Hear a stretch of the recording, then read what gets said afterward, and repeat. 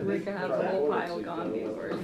I'm telling you. It wasn't on the plate. Oh, no, it wasn't on the brain, that's. You're okay then, you're safe. Yeah, I'm okay then, yeah. It does. Hey, some unbelievably stupid Did you people. see the tickets about people can't get the websites? Yeah, then they can't. Jim called them, they were. Things change by the day. I saw ones for Kirk's. You know, I had an idea. I see another one. Let me show you about Yeah, you. Google just went blank for me. What about a, you know, this is You gonna should change go over over. and take a look at the firewall and The stuff. world after this is gonna be Are very you different. in out there or? In and Is out. there talk of maybe some kind of a planning task force for the county, like In and out. things that we assumed prior to I mean, Karen and Jill, they can March access their email on 2020, their phone. going so- ahead, from things, home, which certain they're kinds of doing. businesses that, I called Jill in today. I mean, just as a thought. Because we have two I have a terminations feeling and that rural communities are gonna be I more was attractive trying to than they were gather previously, paperwork because yesterday and the it's not cities are something getting I've hit done harder. at all. So I suddenly just what was called seen Jill, as because something Karen's of had a a sinus infection kind of for not about 3 attractive weeks. thing now She's sort of been treating puts us up a little bit for more. it. I'm just, those are kind of things I'm But, thinking about. Yeah, no, I mean, Maybe I want her in here. some kind of a No, right. strategy, Sure. discussion, task force. She goes to what are the grocery store potential first thing in the morning changes because to she's, what we she doesn't want previously people to Right. like thought worry that was she's. priority from a comprehensive plan? Yes, exactly. How Jill will come in and good is a comprehensive plan? do now, some in a sense, things. because we plan Karen and I have been in. of what we now, They keep this on is, wanting this to is, special. there's nothing like this. I mean, a third of the world. But is we've on got a lockdown. lot of You people cannot calling in, department heads calling. go to the Black Plague, you can't find Yeah. any time in history that was like this. Oh, I can't imagine. So it's gonna change, so the world's gonna change. That's What's why gonna I change too? And how's that affect our county? And how could we stay ahead of it? How could we maybe be one jump ahead of it? Follow up on something. So anyway, that's why This- I was even thinking of typing it up into some sort of prospectus, but then. To be Right, honest, by your- give a lot of thought of future us. No, I get it. But you're right, Fall out. you know, But one of And the then we'll things deal that with it. was, You know, that's, is that, I've just, We don't we have have, any- we're canceling our savings. You know, from I was the- gonna say, when's your we're trees not coming? doing Karnock. They're not due for Two 2 weeks. weeks. No, I was curious that too. By then, so. Because the You say system after isn't 2 really- weeks? really Well, set. we're canceling. Canceling. Yeah, we're We have a canceling plan. our orders today, but hopefully that'll be done by the end of this week. So you gotta resubmit them, or how's that That work? really is. Oh, no, we never So you done never this raised before. For the So, days. I was curious, I ordered like 70 trees. How far from. well, you won't be out any money, you'll get a refund for it. All right. Really is. I wasn't worried about that, I was worried about getting trees. I know. Me too, I had 60 trees myself. Years I ago. got block it. you could, I mean, you could look, I mean, even the golf course changes. You know what I mean? Everything sort of what was before. They don't show up, maybe you look golf at it on the and property. it's just like- Yes, it was nice when I Look at it and say, well, how do you capitalize? Yes, yes, that's, How do yes. you remove? Twenty years. You was importantly how to. heavy, remove I it. mean, you can see it right now, it's definitely, I don't think it was a small weather, pretty light, So maybe. whatever. The sites are you talking want about the free. powers that be, Um, and I would love to be sitting in your stream. Started at I don't know if I do it now, I can see if I can take pictures. Twice a month or something. Or I can just take it and show you next time, see it. Assignments of research, and you come back and here's where I see this, and, you know, kick it around, and, you know, because this is, I mean, we're gonna fade out of this, you know, I mean, it'll be a gradual, like, getting the patient off, that's been comatose, you know, it's just gonna take a while to get him back to life. But he ain't gonna be the same, you know, the world is not gonna be the same, it's like in the county, not gonna be the same. So, anyway, Right on, so you really. obviously. Let's have more after this. Yep, cool. But, Well, this is some commissioners. I mean, that's. I'll bug you about it. I'll bug you about Your it. world, people washing their hands all the time. Stop.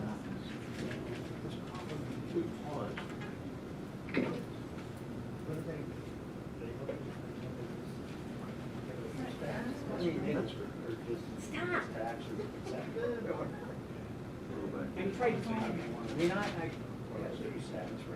That's fine. Yeah. Yeah. Just really, for the, you don't want to do this My blood pressure. Yeah, he's the director of conservation district. First of all, He's the head of the conservation. that's why he knows a little bit more about this. Hello, Mr. Pond. I mean, I understand they don't He needed it. Healthy, yeah. Okay, we're looking very healthy today. 6 feet away. On Thursday. Oh, okay. They tested the A little slow over there, is it? It's slow over there. I mean, Even though we're sitting at on the leadership Yeah. level where I am, our meetings. So you don't even want to do it today? There, Say, we do, I read all the numbers and all the percentages. I, And so, In 4 days, we screened 5,000, and 4,000 in 4 days we screened. Just the 24th we screened. 61. we have the phone up? 71. that's up to you guys. What is, I mean, it's, make a point if that's preferred. We'll probably have the 29 or your deputies walking and standing back at Thomas, seriously. And staff can have their computer, file to go through the terminal, so. My left. Over here, sheriff. Oh, it's functioning, but you're not coming in unless you pass our, and then we ring, upstairs to see if an office department wants you, but we're not letting in. We're not. You want this guy? Okay, so you want me to give, I mean, I want to go see him right We here. had to pull it. He's out here more than 10 people fooling around. You and how many businessmen I put in jail? Is that right? You're next. What do they call that? Buckshot, that's what. What do you used to call it? Buckshot. So. Hey, Mark. Sure, how are you? How are you? How are you? God, the first time in decades we haven't had the banquet. I just said, 31st one in 32 years. Rick is calling in. I've been going, I That can't was tell odd. you. And it just about got to the point where, you know, those of us that help support it, we're getting our stuff ready to go. And keep your distance, please. I turned my phone. you told me that for 10 years. Exactly. What you know about Corona? You knew about this before, long before My that? mother taught me about Is that what she Corona taught a you? long time ago. Except she said it was bullies. You know? 6 feet. Good morning.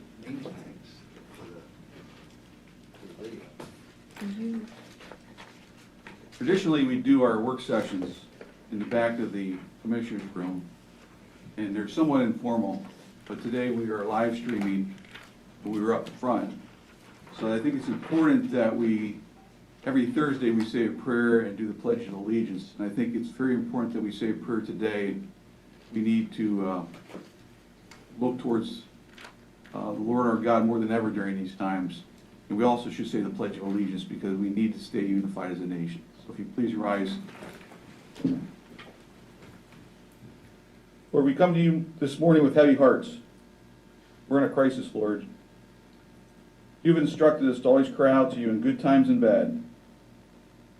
We pray for those who are sick, and we ask you to comfort those who have lost someone. Protect our doctors, our nurses, our first responders, police, our store associates and truckers, along with others on the front lines. We ask you to calm our residents' anxieties and fears. We continue to trust in you for our hope, joy, and peace. Please grant our leaders an abundance of wisdom as they navigate through uncharted waters of public health and economic uncertainty. We pray that we will turn our eyes towards you in all things. Bless us this morning and guide us through our decisions. These things we pray in your name. Amen. I pledge allegiance to the flag of the United States of America and to the republic for which it stands, one nation, under God, indivisible, with liberty and justice for all.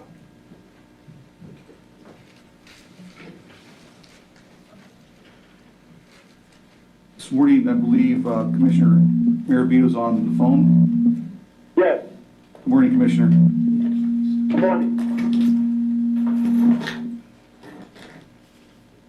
We have some feedback from our mics.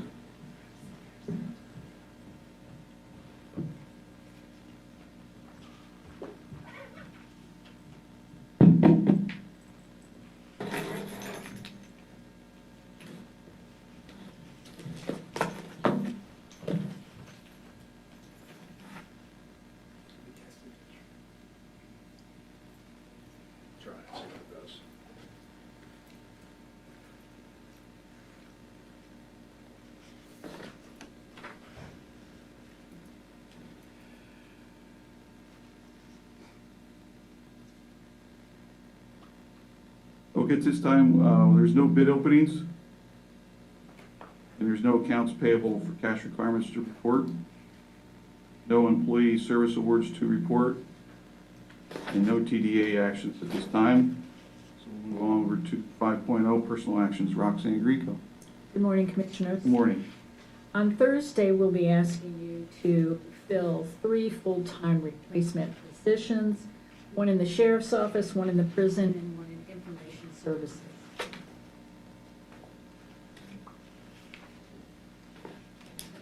And then moving on to 5.2, we'll also be asking you to approve the HR activity report for the month of March. Excuse me. Commissioner Marabito, can you hear this? I can. It's a little bit light, but maybe the mic turned up a little. But I can hear it. I've got my volume up to the highest it goes. So you come in better than the mic, the Rico. Okay. Okay, Thank you.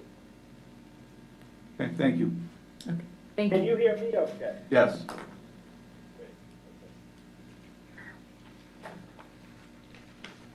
Or 6.0. 6.0, there's no salary board action, so we're going to move on to 7.0. Are you going to do this? We are going to have 2 proclamations read on Thursday. Be for 2020 Pennsylvania 811 Safe Digging Month, and for the National Agricultural Week, which was March 22nd to 28th. And at this time, we have Mark Davison with us. Some brief comments regarding our National Agricultural Week. Morning, Commissioners. First, I'd like to, on behalf of our Conservation District Board of Directors, whom Commissioner Mirabito sits on, I'd like to thank you for recognizing the important role agriculture plays in Lycoming County. I looked at a 2019 reference from the Penn State Center for Economic and Community Development. I thought there was a couple interesting stats on Lycoming County's profile in that reference document. There is, according to that, between 1,000 and 1,100 farms in Lycoming County. An interesting point of that is that those farms produce approximately $64 million in sales. So that's $64 million of income in the local economy. That's compared to about 7.7 billion in sales for the Commonwealth. Another interesting point was the farm size comparisons throughout the Commonwealth. They broke it down into 10 to 49 acre is one segment. Lycoming County's farms are 24% are within that range of 10 to 49 acres. 30% of the farms in the state are in that range. What's interesting is the next level of acreage is 50 to 179.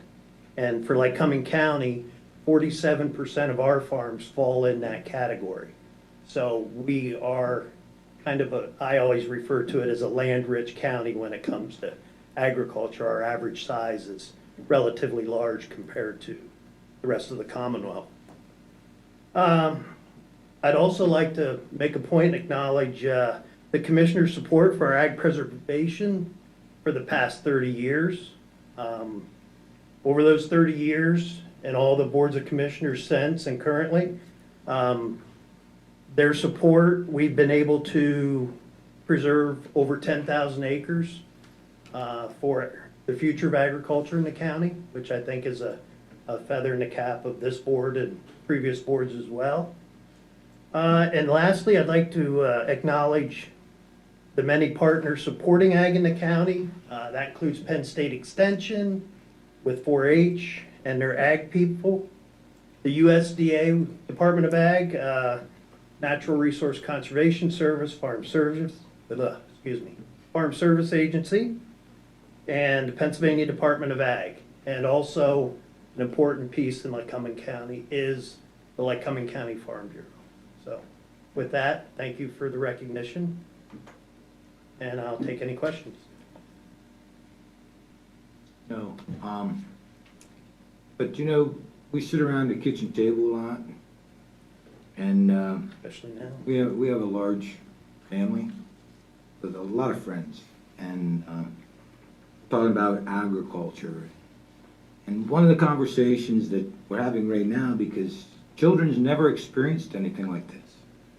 Okay, I mean, when we grew up, you know, we ate a lot of manast, you know, greens and white beans, and, you know, we had cable antenna TVs, and, you know, I don't think our youth has ever experienced a time where they walked into the grocery stores and bread or food on the shelves, right? And they're concerned, and rightfully so. I mean, they're taken out of college, they're taken out of schools. You know, I said, you know what we're blessed with? We're blessed to live where we live. You know why? We have agriculture. We have 4 seasons. We have an abundance of water that's not prevalent throughout the United States. Okay? We have farmers. We have dairy. We have it all. Regardless of whatever could happen, which we're going to be fine, but regardless of whatever would happen, we live in the best place in the world. And we have some of the nicest people. You know, when you take a look at all the seniors groups, and we support the seniors. They're vibrant, man. They're active. You know, so from our youth to our seniors, we're blessed that we live in an area like this. And Mark, you know, your department, the Conservation District, has always done a fantastic job for the citizens of Lycoming County. And we're lucky that you're in charge over there. Well, thank you, but again, I want to acknowledge the partners that we have in that effort is the important part of it, but thank you. We are so blessed to be living in this area with our farms and our dairy, and again, I want to thank you. My great-grandfather was a farmer. Matter of fact, our family farm's still in existence, and it's in its 4th generation. My great-grandfather had 5 boys, and the youngest took over the farm, and his sons took over the farm, and now one of the cousins' sons are taking over the farm from them. And it's beautiful to watch the legacy and the hard work they do. 2% of our population is American farmers, and they feed the other 98% of us. And they're so vital and so important, and we can't thank them enough. It's a very, very tough profession. You're married to the farm, and they're there 24/7. They don't have much of a social life because farming is their life. They do it for all of us. We can't thank them enough. So on behalf of us, thank you to the Conservation District of Lycoming County. It's one of the best in the state, and it's an honor to honor the farmers, the agricultural people today. Thank you. Mark. Yes, Commissioner. Do you happen to know, you mentioned that 47% of them are 50 to 179 acres. Do you happen to know statewide how many are in that group? Oh, I'm sorry, I do have that. It's 38% of the farms statewide are in the 50 to 179 acre category. Okay, so that's what you meant when you said that we are actually above the state average. Yeah. And that's very interesting when you think about places like Lancaster and so forth. You know, I think it would be worthwhile if you could, if you have them in your head, just thank on the record here the members of the Conservation Board. There have been people who've been on that board for 20 years. They are the ones who, along with our partners, really keep that Conservation District moving. I mean, I've only been here a short time, right? Just a couple of years, 4 years. But some of these folks, like Paul and the others, maybe you could just give a shout out to some of them and thank them. Well, our chair is Paul Wensler. Our vice chair is Bill Kaler. And then in addition to Commissioner Mirabito, we have Bill Messersmith, Cameron Coons, Joe Radley, and Tommy Ham. So our board reflects or consists of a number of farmers as well, retired farmers and active farmers, both, so. And I guess if we're doing that, I would like to acknowledge our Ag Preservation Board as well, for the work they do. And again, that's Paul Wentzler, Larry Fry sits on that, Dawn Hepburn, Michael Sherman, Marilyn Ely, and John Schoen. And Joe Nyhart has served on that board for a number of years. He has since just the beginning of this year stepped down, and now Dean Bussler is filling that spot. Thanks very much, because they really form the backbone. Yes, they do. Thank you. Hey, Mark, we also want to recognize the 4-H, because that program is the future of the farmers and agricultural society. And the active FFA programs we Yes. have in the county as well. We have a couple really active FFA groups that continue that education in agriculture. Thank you. You know, and Mark, just parenthetically, I was talking to Brett Taylor last night, and this is a tough time because a lot of these packing houses and so forth, if people get sick, if the workforce gets sick, there's nowhere to send these, the animals and so forth. I don't know if you've had any reports on that, but there's a real concern because there's so few. They're not. And some of this is also trying to, I think, do something on some of the regulations because he was explaining to me that to slaughter, you have to have on full staff an inspector all the time. I guess in the past you used to be able to do it just when you slaughtered, so you could do it locally. And now, these regulations have actually allowed the centralization to places like Cargill and the other big operators. So that's something that we may have to look at too in these changing times. I agree.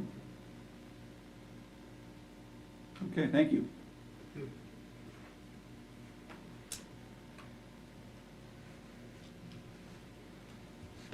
Commissioners, I'll be reading the action items so that Eileen can monitor for questions or comments.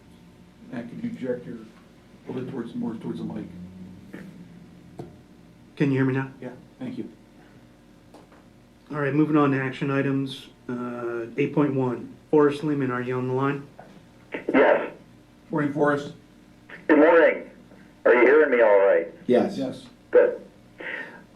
This is a contract to provide printing and mailing services for all absentee and mail-in ballots for the primary. And this is because counties across the Commonwealth are bracing for a huge increase in demand for absentee ballots and mail-in ballots from voters who we presume many of them will want to stay at home on Election Day. And this contract is the kind of arrangement that I think we need to have in place to meet that logistical challenge. And just for the quick background, since we had the modern election code for 80 years, counties in Pennsylvania built their operations around in-person voting at polling place sites. And Act 77 of 2019 changed everything by making a no-excuse mail-in ballot an option for everyone.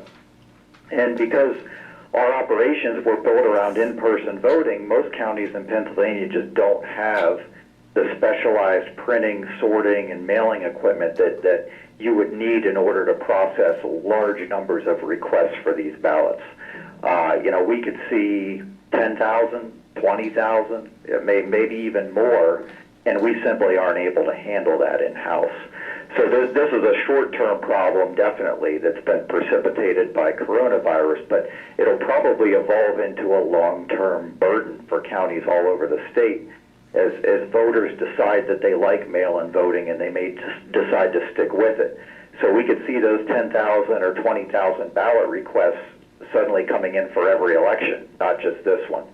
And so the only solutions to meet that new demand are going to be either we invest in staff and equipment in-house or else we have to contract it out, which is what we're looking at today.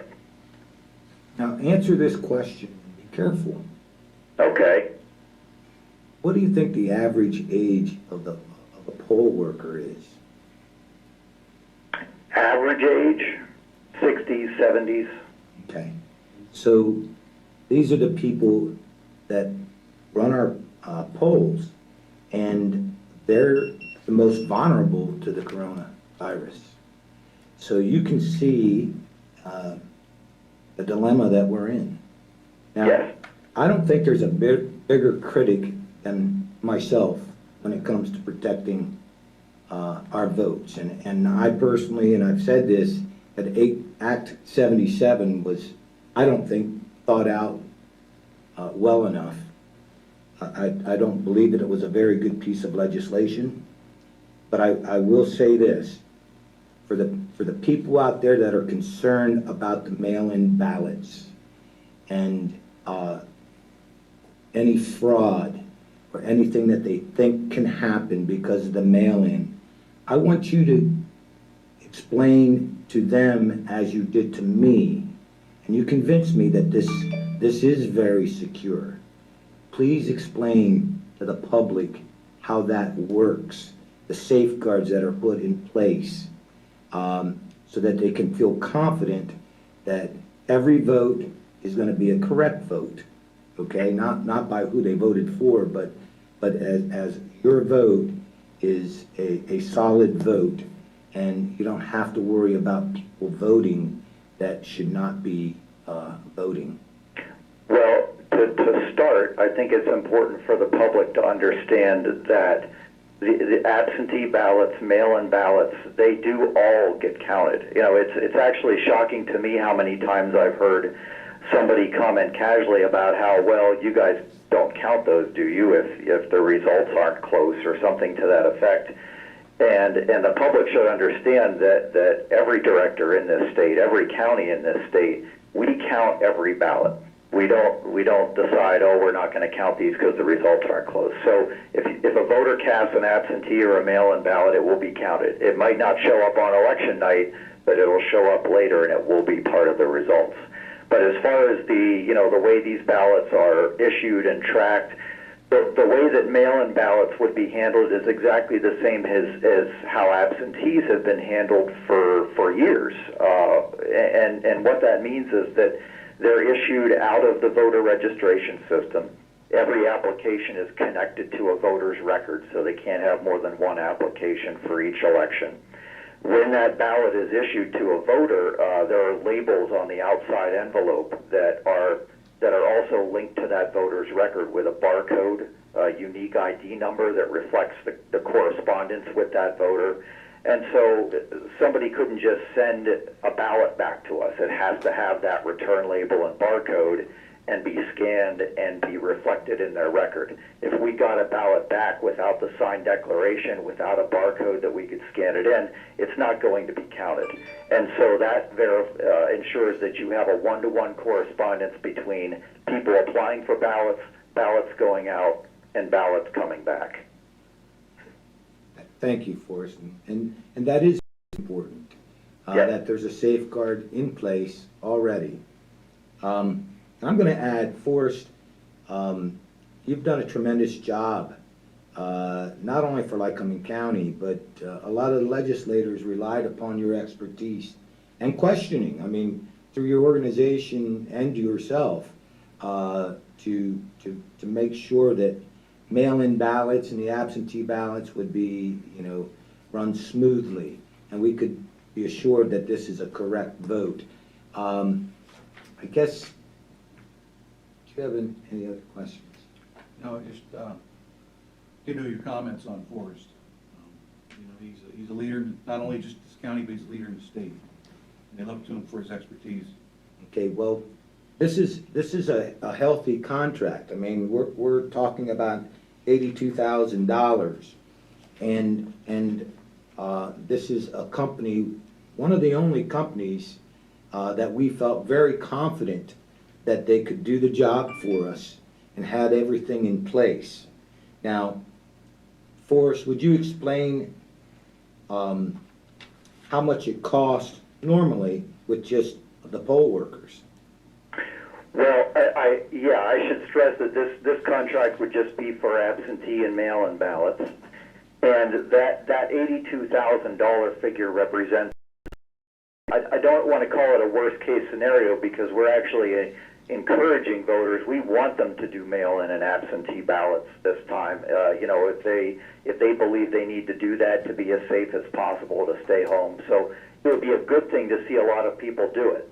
However, if every registered Democratic and Republican voter in the county decided to apply for an absentee or mail-in ballot for the primary, which is about 60,000 people, that is what this $82,000 reflects. The contract ultimately comes down to a cost per voter, and the actual amount we outlay would be reflective of how many people choose to apply for these ballots. You know, so if we have fewer people apply, the cost would be less. But what the company would be doing for us is that we would have a data file that we would export to the company every day, and they would handle the work of making sure the right ballot goes into a series of nested envelopes. You know, this is all satisfying statutory requirements. Series of nested envelopes with instructions, has the voter's declaration, the barcode already on there, everything. Whereas if we tried to do it in-house, you would probably have dozens of people having to assemble large quantities of these nested envelopes. It would take days to weeks. It would be subject to human error. And in the current environment, I don't know that would be in the interest of public health either. And so the company's going to take that burden off of our shoulders for however many we have. So Forrest, at the worst case scenario of 60,000 voters do mail-in, it comes down to about $1.20 per voter and postage of about 18 cents per envelope, correct? Yes, yeah, they're going to negotiate the best postage rate that they can, which typically they've stated ends up being a nonprofit rate. And so, yes, it would be related to how many people apply. So if we have 20 or 30,000, which, you know, the last presidential primary, we had about 50% turnout. So if you take half of that to 30,000 and say maybe 2/3 of them did a ballot, you know, you might be looking at 20,000 of these. So real world, you're probably looking at a much lower figure than $82,000. I think you figured when you told us that it was almost going to be the same as if we did it in-house, right? I mean, well, so what I was comparing the numbers to when we were discussing the contract is looking at, for instance, how much we spend when we run an in-person election. You know, right. So if we have an in-person election, well, which we have twice a year, of course, we spend about $70,000-$80,000 per election to pay our poll workers already. To put 400 or 500 people out there at our 80 polling sites. So that's already, you know, a lot of money that we spend. But this would be in order to make sure that we can meet what is likely to be a unprecedented demand for these mail-in ballot products. And Forrest, just so people don't think, you know, the poll workers don't get paid very much at all. I mean, they do it out of a commitment. Maybe you can tell them how much it is a day, because when you give that number of 80,000, it sounds like a lot. But yeah, you know, and I think that gets back to what Tony was saying before about, you know, how old are they, who's able to do this. It's a long day. They're expected to be at their polling site as early as maybe 6 o'clock to get set up for the polls to open at 7. They're working there until the bitter end, you know, not just when the polls close at 8, but they may be there for a half hour up to an hour afterward, closing everything down. And in some cases, they can have a pretty long drive down to the county and back. You know, if you're coming from Brown Township, you've got an hour drive down here, and then you've got to get all the way back at the end of the night, because under the election code, you can't electronically transmit results. They have to be physically transported. So that in some cases, they're working up to 14, even 15 hours, and their pay for the day is, the compensation is about $120. Some get a little more, the ones who are coming back at the end of the night. But when you divide that out per hour, you're right, it's not a great deal of money. It's always tough to find people who can do that. It tends to disproportionately be people who are retired, because who else can work a 15-hour day or be able to take time off for a job? There just aren't many people who can do that. So it falls on retirees, many of whom, are doing this more because they want to stay connected to their community. They want to make a difference, and that's the primary motivation. And obviously, we respect them a lot for that, and we wish they weren't having to work under these circumstances. Yeah. Forrest, for the ones who may have not heard when it was announced here in the last few days, can you let the public know when the primary has been rescheduled for? Yeah, county election directors all over the state were raising their voices over the last week or two. It's kind of you to say so many kind things about me, but really it was a lot of county directors who are just as knowledgeable, dedicated, as passionate as I am. And we were talking to everyone we could, the legislature, governor's office. We eventually even turned to the media to try to explain the problems that we were having with facilities, with poll workers trying to still run an in-person election on April 28th under these circumstances. And so the legislature did pass a bill last week, which the governor signed, that postpones the primary to June 2nd. And I know the Board of Elections, we put out a media release yesterday, I think, about it. It might have even been Friday, come to think of it. And there's a lot of updated information on the website. So a lot of deadlines got pushed back. Now that the primary is delayed to June 2nd, people have more time to register because the 15 days before the primary is now in mid to late May. They have a lot more time to apply for an absentee or a mail-in ballot. That information is all in the press release and also on the voter services site. And I understand the Department of State is intending to do some major public outreach on that front as well, because we want everybody to be aware of those products and take advantage of them before June 2nd.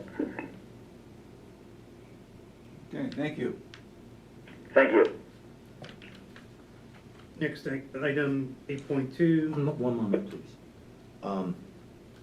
Chairman, would you like to vote on any of these today? I mean, most of them that I see Yes, I'm fine with voting are on this. contracts. We've been rehearsed on this, and we have our background information, so. I'm not sure if there's, even if there, I don't think anything would change even if the public was here, honestly, because they're basically contracts, Yeah. Right. Do you follow that, Commissioner? Yeah, I'll move to approve the quote for the primary election from Election IQ. I'll second that. All in favor, say aye. Aye. Aye. Thank you. Thank you. Thank you, Forrest. Moving on to item 8.2, Jared Kennedy will discuss the agreement with Araya Solutions.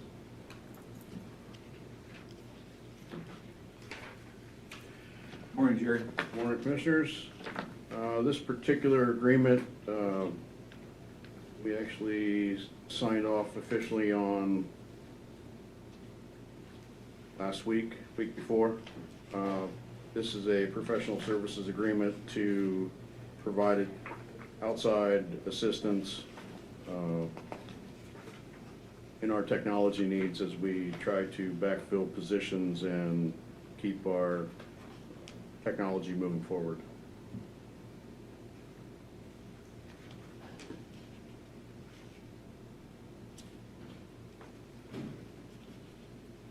And that's the amount of $100,000? Correct.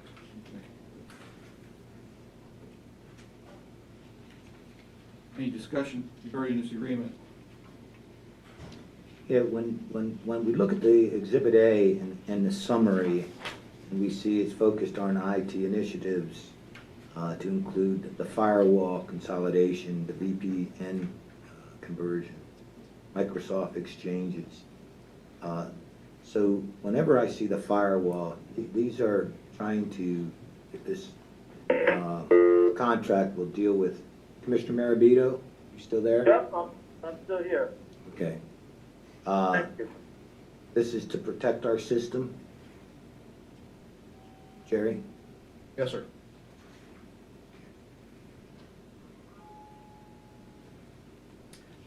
This is. Do you want to entertain a motion on this, sir? Hang on a second, Jerry's talking.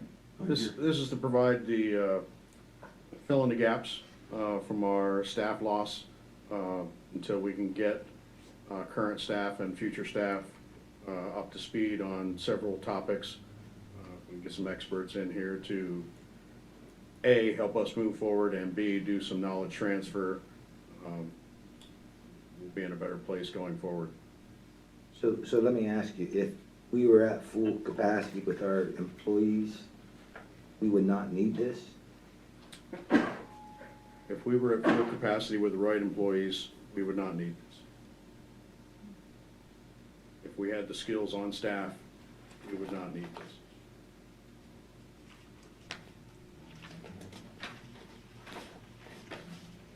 And of course, if we don't need it, we're not gonna use it. This is a as-needed time and materials contract. So as the projects come up, we will evaluate who's needed, who's not needed, and what kind of resources we need to have in-house to move forward.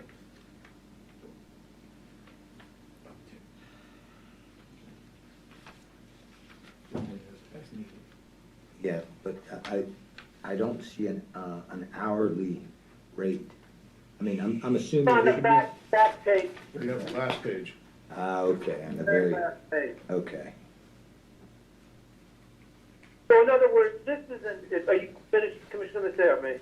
Yes, This is analogous, Mr. Kennedy, to these contracts we have with landfill. If your system crashed, and it was on a weekend and you needed to get us up and running for Monday, and you didn't have all the staff you needed to deal with the particular part of the system that crashed, you could call these folks in at these agreed upon hourly rates.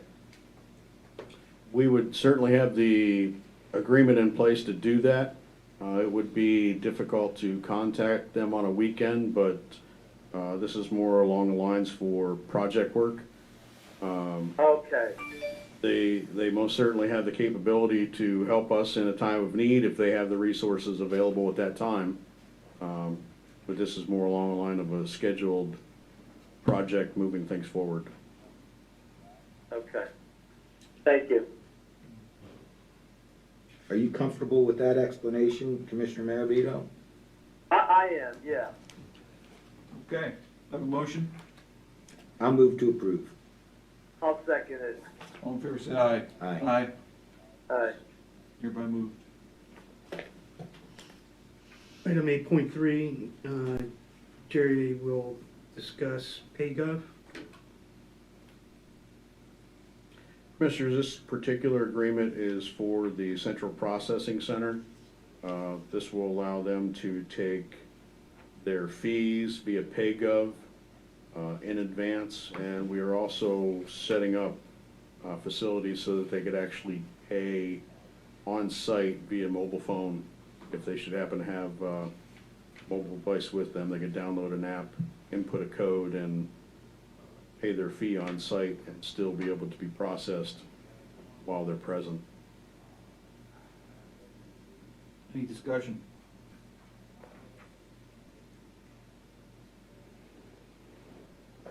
Again, this just helps us get our funds quicker and, right? Yes. Processing is requiring individuals to prepay and come with proof of payment. But we've also gone the extra step to make it available on-site via mobile device should that process not Which is prove great, successful. 24/7. Absolutely. Okay. Have a motion to accept the agreement with PayGov. I'll move to approve.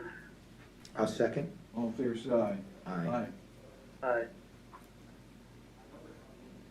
Item 8.4, Treasurer Cindy Newcomer will discuss the agreement with Township of Brady. You there, Cindy?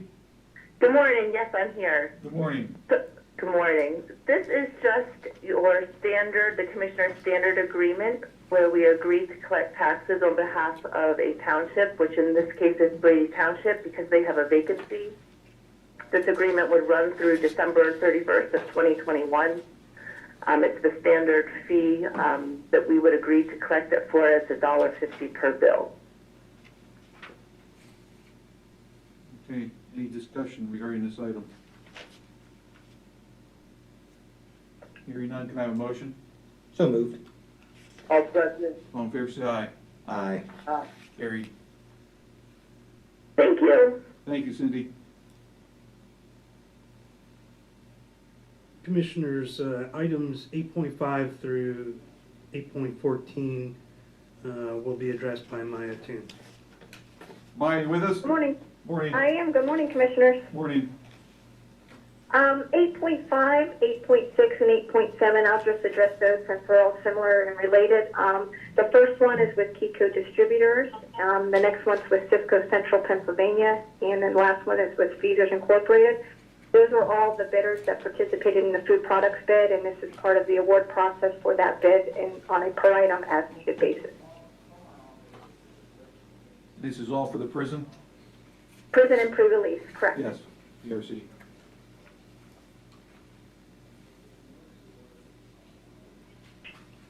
Any discussion regarding these agreements? None here. Hearing none, can I have a motion to accept the agreements with Kiko Distributors, Cisco Central Pennsylvania, and Festers Incorporated? I move to approve 8.5, 8.6, and 8.7 as listed on the agenda today. I will second that. All in favor, say aye. Aye. Aye. Aye. Carried. Thank you. The next item I have is a change order with RML Development Company and Barton Lodging DPC. It's to delay the construction of Bill 12 to June 1st, 2020 due to COVID-19. So basically what this will do is it'll change the completion date from 510 days now to 571 based off of that. So the anticipated new date would start June 1st. Any And there's discussion? no cost change. Any discussion on this item? None here. Motion to accept item 8.8 as listed on the agenda. I'll move to approve the change order to push back the construction. I'll second that motion. All in favor, say aye. Aye. Aye. Aye. So carried. The next item is a grant and monitoring agreement. It's with Lycoming County Early Learning Team. It's in the amount of $19,600. That's part of your approved outside agency budget. And what this will be used for is for 1 year access, to Ready Rosie, which will be given to 17 Lycoming County elementary schools. By the way, if I might comment, Mr. Chairman, I forwarded to the two of you an email from coordinator for early learning, and this is being distributed to parents. You know, it's always been accessible to parents, but in these times where kids are not in school, it's actually becoming even more helpful than in our normal times because it provides also material for educational purposes for folks. That's assuming, of course, that the student has internet access and a computer. But for the parent or a phone, and most of our parents do have access by phone.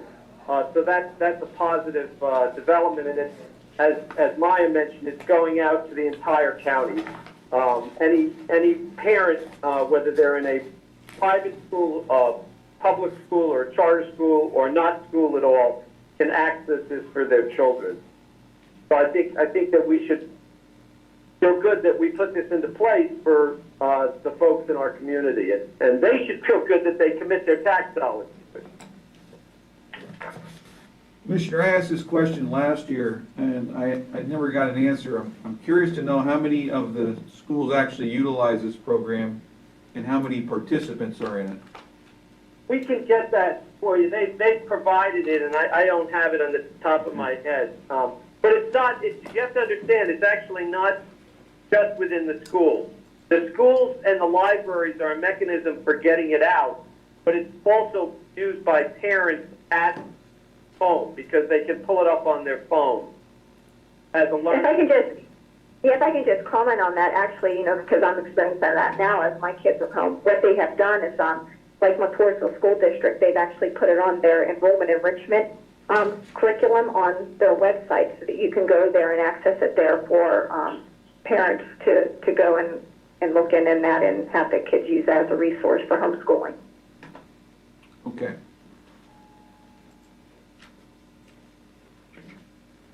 Thank you, Maya. Thank you, Maya. Sure. I was on the website yesterday, and it is an excellent learning tool for all different age groups.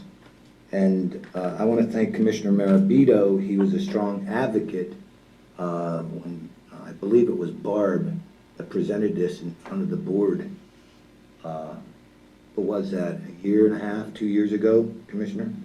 Yeah, if you remember, the three of us, Commissioner McKernan, you and I, met with the superintendents of the school district at a meeting that I think you initiated. And the school district superintendents came in, and we were talking to them. This was maybe 3 years ago. We were talking to them about what could we do. And actually, it was at the time, the principal in the Jersey Shore School District, who's now the superintendent, and his name escapes me, Davey, I think, Mr. Davey, who said, you know what, we have this Ready Rosie program, and we talked about, well, could we purchase it? They were purchasing it just for their school district at a cost of $5,000 or $6,000, and we found out that we could put it not just in every school district, but access to the entire county at a cost of $19,600. And we took that on and agreed to do it. And I'm glad you went to look at the site. And, it's something, it helps us with the key to our labor problem is getting our kids started as early as possible. But go ahead, Commissioner, you were talking about what you saw on the site. Yeah, it's very effective, and it doesn't only address the children, it addresses the adults and how they can teach their children certain skills and have fun doing it. So I would encourage, I'm not sure, right off the top of my head, I can't tell you the website that people can go to, especially now that a lot of children are home. I was trying to find that on my iPad, and I may have deleted the email, but I'll look again before the end of the meeting and see if I can get that website. One of the reasons I'm a big proponent of it is we often talk about trying to strengthen families and how so many of the problems we have are due to problems that kids have. You can't just send a kid to school for 8 hours and then expect that he's going to be the best student unless it's also being reinforced at home in every facet of what we do. And it isn't just the learning your ABCs. It's also teaching kids how to think, how to analyze, how to develop what many of us call the common sense soft skills that in addition to getting places on time and so forth. So yeah, I think it's important, and it's a very small investment in the big scheme of things, but I think it has a good impact. Maya, does this come out of the Act 13 funds? No, this comes out of your, as far as I know, it's just coming strictly out of your outside agency budget. Okay. Eileen found the website. It's readyrosie.com, ReadyRosie.com. ReadyRosie.com. And Commissioner Metzger, we'll get that info for you on the usage. Okay, thank you. We encourage people really to use it. We hope they will. Any further discussion? Have a motion. I move to approve. I'll second All in it. favor, say aye. Aye. So carried. The next item I have, it's a purchase request of one new Kubota utility vehicle from Kubota Tractor Corporation. It's in the amount of $22,680.51. This is for the landfill. This purchase includes a 20% governmental discount through PA CoStars, as well as a trade-in for the used utility vehicle that they have now. Any discussion? Yeah. So this is replacing, This is a replacement, yes, because we have a trade-in. a utility vehicle. Describe that. Is that an ATV? What is Yeah, it's an Side by ATV. side or? It's considered a UTV is what they call it. Commissioner, they use those to move the gas crews around to go do all the sampling for all the wells on the landfill itself, going up the slopes. Do you remember when we purchased the one we're trading in?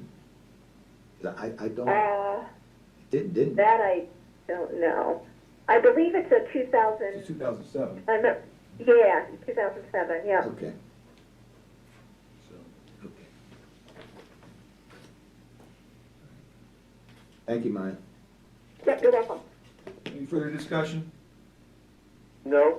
Hearing none. A motion to accept item 8.10 on the agenda.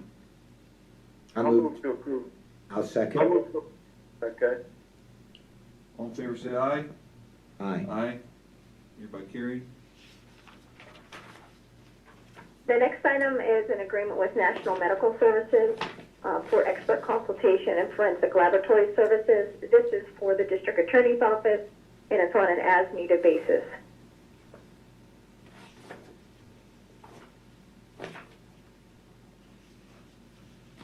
Any discussion on this item?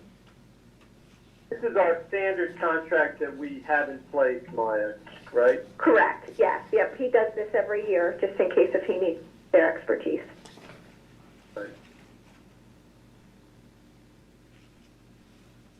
It has it broken down into the charts for the different types of testing. It's on page 10 in the package. Correct.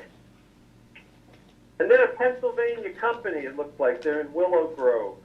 Correct, yes? Yep. That's good to know. Horsham. Good little town. Yeah, they're probably national. They're probably based all over, but at least something's there. Getting some jobs. And everybody from college lived there. Good little town. Okay, hearing no further discussion.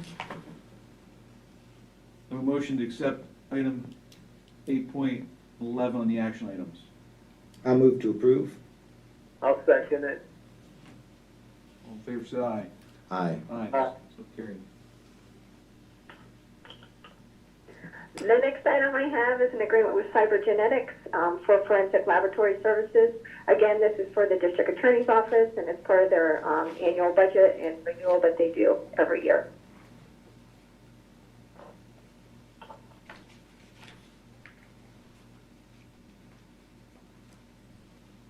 Any further discussion? This is also, Maya, this is also just a standard contract with Cybergenetics. Right, it's part of their annual renewal. Yeah, did you skip one, by the way, the FEMA one? Did I? Yeah, I you did. jumped ahead. Sorry, yes.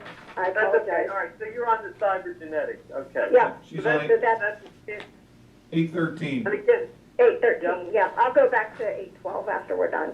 Okay. okay. And this is a standard contract, okay, yeah, I'll move to approve. I'll second that motion. Okay. All in favor, say aye. Aye. Aye. So carried. And sorry about that, but 8.12, what this is, it's to approve a public disaster assistance application and agreement for financial assistance with PEMA, the Pennsylvania Emergency Management Agency. What we do is we'll have to designate of agent resolution, which is before you, which would authorize me to be the main point of contact. This is what's been done in prior disasters that we've gotten money for. And what we would do is I would work as a team, probably with Hutch and his team out there to collectively gather expenses associated with the disaster and hopefully seek reimbursement back from the state. And Maya, this is specifically with regard to the coronavirus, the emergency order that we signed? Correct. There has unfortunately been no formal information as regard what expenses would be allowable at this time. They've just been pushing out the information so that you can hurry up and get your information in so you can start receiving funding and reimbursement as needed. I think they're kind of, because of the nature of this particular disaster, typically we're used to dealing with flooding and those kind of disasters. This is a newer one, so I think they're kind of, figuring it out as they go. So the important thing is that we hurry up and get this in and we get ourselves locked in so that we can start getting more information funneling down on reimbursement. Right. Any further discussion? Just one question. Where within the document is the declaration? Is the declaring you the? That was provided to. I think I we signed that. Should be a designee. Yeah. If I recall, I think we did it at a prior meeting. Not this one, because this all just came in on Friday. So this was all collectively put in a package and given to Eileen. Actually, I came in Sunday to do that. I don't mean this one. I mean the one designating you as the point of contact. I don't believe so, because that might have been a separate one, yeah. Okay. We did a hazard mitigation application that assigned me as one. Perhaps maybe that's what you're thinking of. Yeah, thank you. Uh-huh. I'm okay.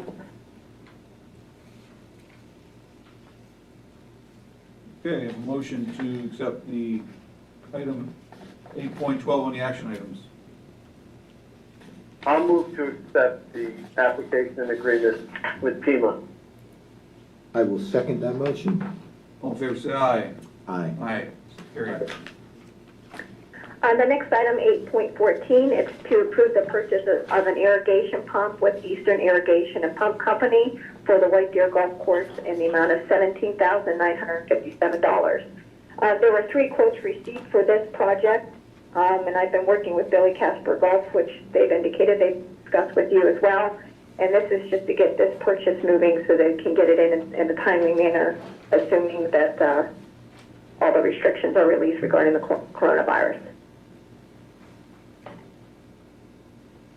Any discussion on this item? Hearing none, can I have a motion? I'm sorry, go Yeah, well, I ahead. was going to say, we have to have a pump to basically get water to the greens, or else we're going to lose the course. Yeah, even though the course is closed, we have to continue to maintain it. Right, I understand that. Yep. And that's what I'm saying, we can't starve the water, the grass. Okay. Any further discussion? Hearing none, can I have a motion to accept item 8.14 on the action items? I'll move to approve. I'll second it. All in favor, say aye. Aye. Aye. Hereby carried. All right, thank you, Commissioners. Thank you, Maya. All right, take care, everyone. You too, stay safe. You too, bye-bye. Thanks. Item 8.15, Austin Daly will discuss an amendment to an agreement with Transitional Living Center.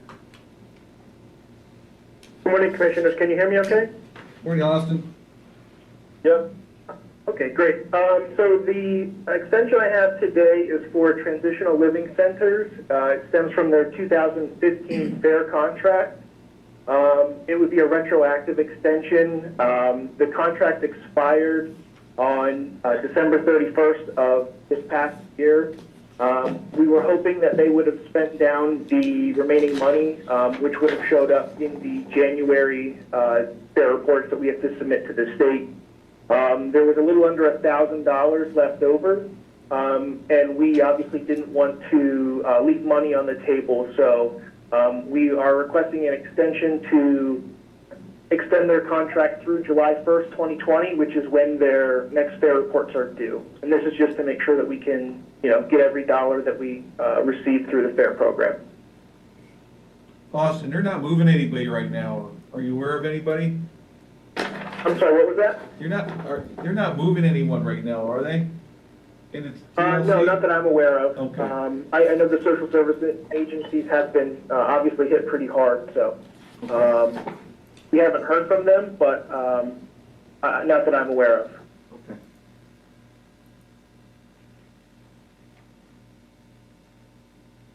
Any Is there further any discussion? additional questions? Who's running the transitional living center? I'm sorry, what was that? Yeah, who's the CEO or the director of the transitional living center? The executive director of TLC is Nicole Miller.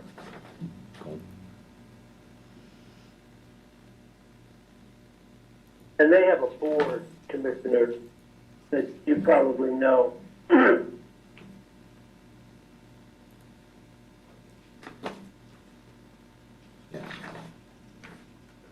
Okay.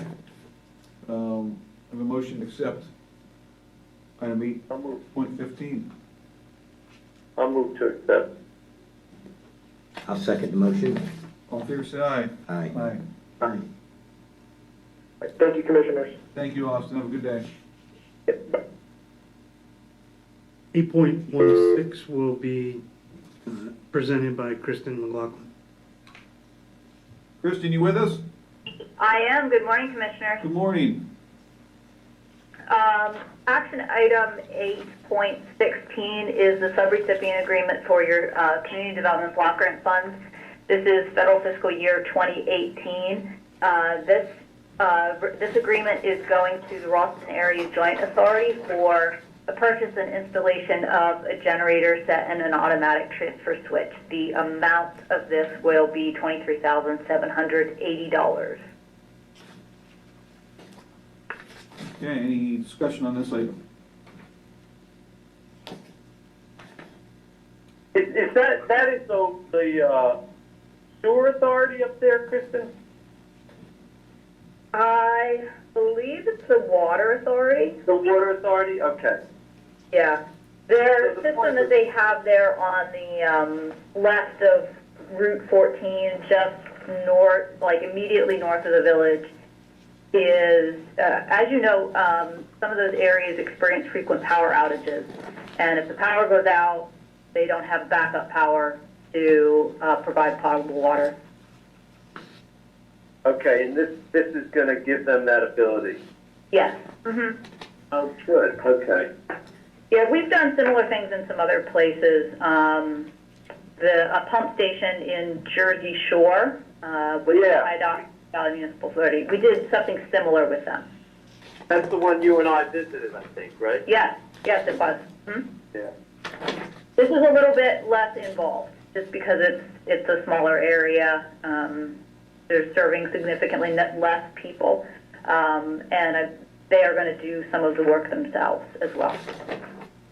You know, when we get back to life as normal, I think it would be great to take the three commissioners to some of these sites so that we can see what the CDBG funds are doing for the constituents in these communities.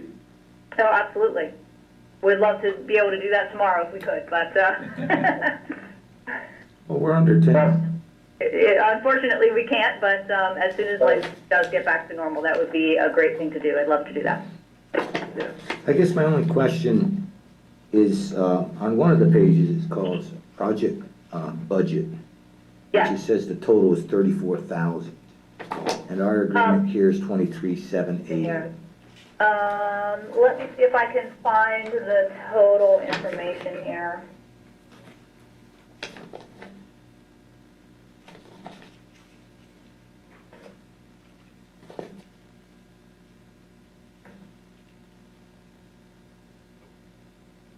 just give me a second. That's okay.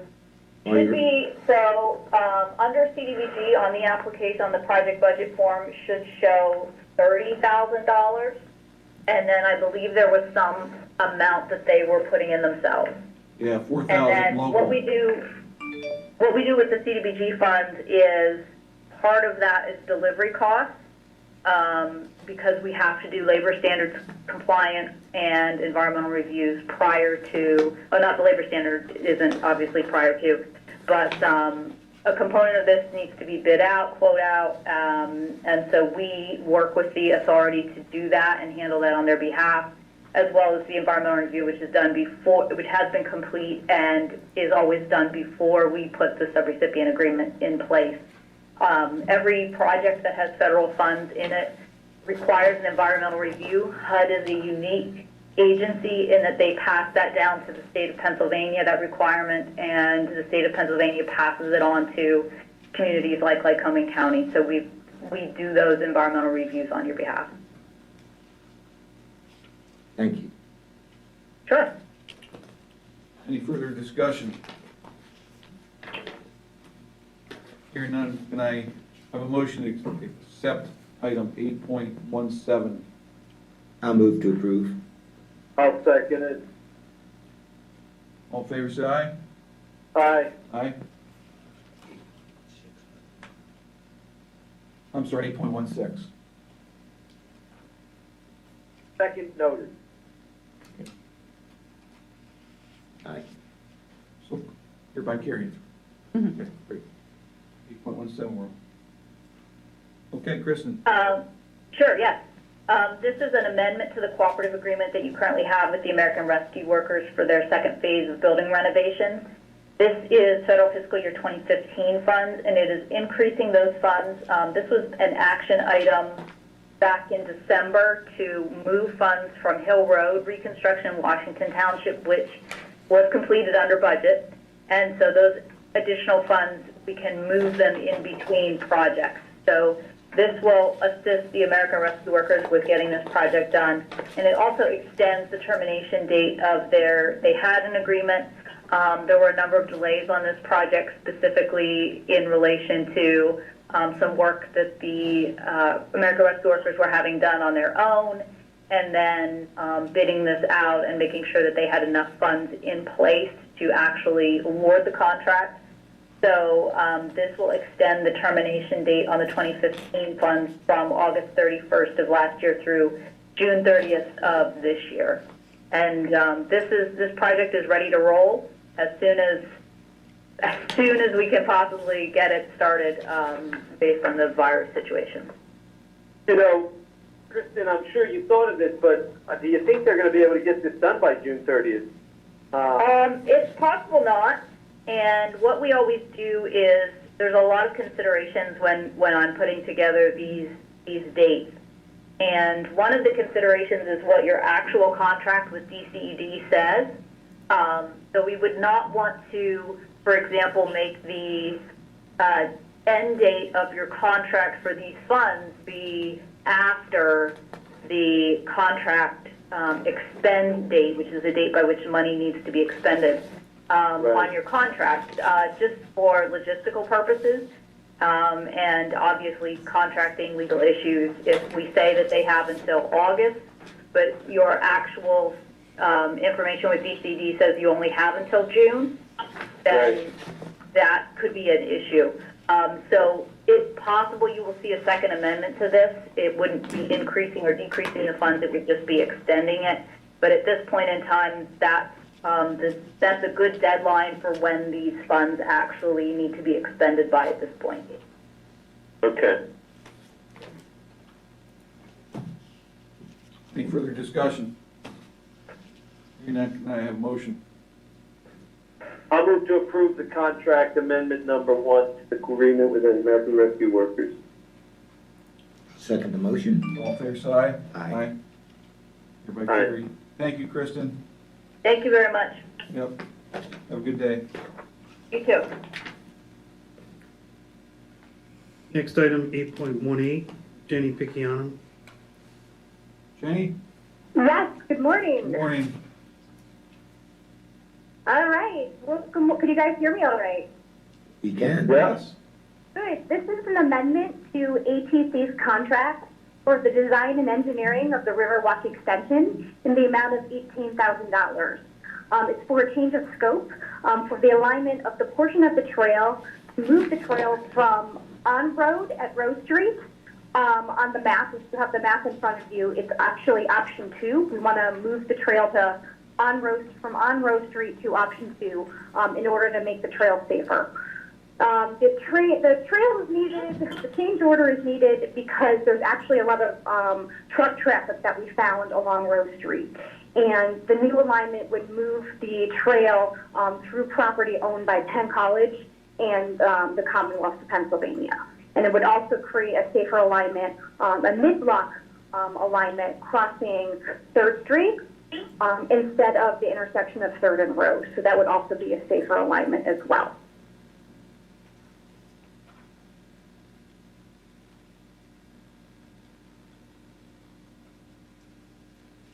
Any further discussion? It's going to be a nice addition to the Riverwalk. Mm-hmm. I think it's a much safer one too, because that original route was, it was unsafe for pedestrians. Yeah, and we didn't know where the utilities were. We knew where some of the utilities were, but weren't aware of all the truck traffic and everything over there. That really came out in the design of the Riverwalk. And the change of scope is needed because the consultants had their team already out there. So this would be to mobilize their consultants to go back out to do wetland assessments, to look at the utilities and do the design work needed to use that additional portion. We've been in talks with Penn College of Technology. They like this alignment better for their students as well. They feel it's safer. And we're looking at opportunities to add lighting and those safety call boxes along this route as well. Jenny, the map shows the planned Riverwalk extension going all the way to Susquehanna State Park. And that is part of this whole project, right? Yes, it is. Yes, but the change order right now is only that little portion. Right. Yeah. Yeah, I just wanted to point out to the public. I mean, this is going to be great. This means that you can, as for tourism, you can come to a hotel in downtown Williamsport, get on the Riverwalk, and go. And many people bring bikes when they go places. They can ride their bike all the way to Susquehanna State Park, get off, get on the river on the Hiawatha, right? And go up and down the river, and it begins to develop a tourism that brings people to an area to see the outdoors, you know, in a way that you can't do in many places. Then you get back on your bicycle, maybe you ride into Newbury, you go to one of the shops or something, assuming we get some shops there, but... Well, we're connecting right into Newbury as part of this project, and we've actually been talking to the Chamber of Commerce to have parking for our trail users at their new development off of Rose Street as well. So we want to make sure that we have a safe connection over there as well and have access to the trail users there. Right. So it's very exciting, and a lot of this is going to be built with state funds, right?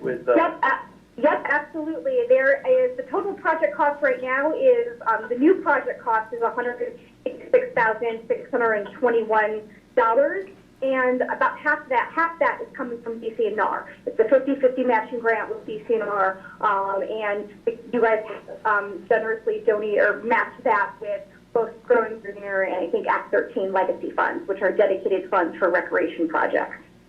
And one last final comment. I don't want the public to think it's only for tourists, because last Sunday, my son and I took our bikes he took his rollerblades, I took the bike from Cogan Station down to the Riverwalk, all the way down into Market Street and back. And how great it would be for folks from Hepburn or other places, Southside, wherever, to be able to go and get on the Hiawatha without ever moving their car.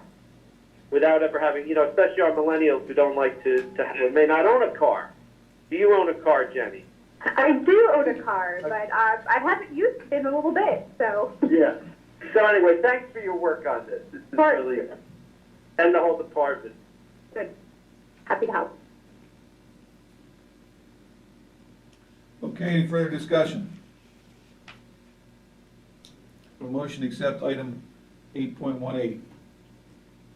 I'll move to accept it. I'll second the motion. All in favor, say aye. Aye. Aye. Hereby carried. Thank you, Jenny. Great, thank you, Commissioner. Have a good day. Thank you. Thank you.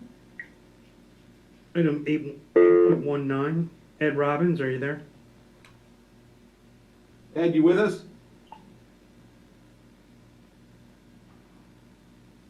Okay.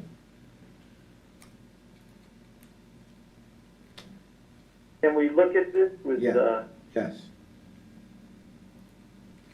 You want to read it, Colonel? Commissioners, this is an agreement with Tailored Division Programs, Inc. to provide child welfare services to juvenile probation.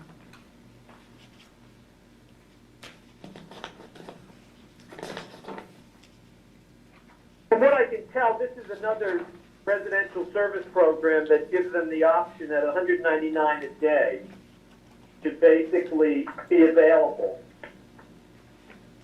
A shelter care program. Yeah, Tailored Diversionary I Programs, Inc., excuse me. I'm sorry. I think this might be a little less expensive than some of the other shelter care programs. It's $199 a day. I was looking at two commissioners earlier this I think morning, and that's exactly what it is. It's less expensive. Yeah, it's a residential service as needed, and it's $199 per day, which is cheaper. Yeah. And And it'd be as needed for ages 14 through 21. yeah. And as are the case with most of JPO's contracts, this just gives us another option. Another option, yeah. Another option. Yep. If you notice in the cash requirement list that we had for March 20th, the juvenile probation secure residential was, I think, about $55,332. Adelphoi Village and Mid-Atlantic Youth was the secure residential. So I think this is one more tool in the toolbox for them.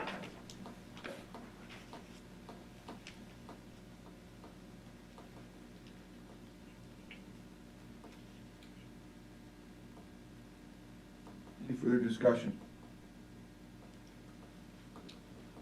Motion to accept item 8.19 on the action items.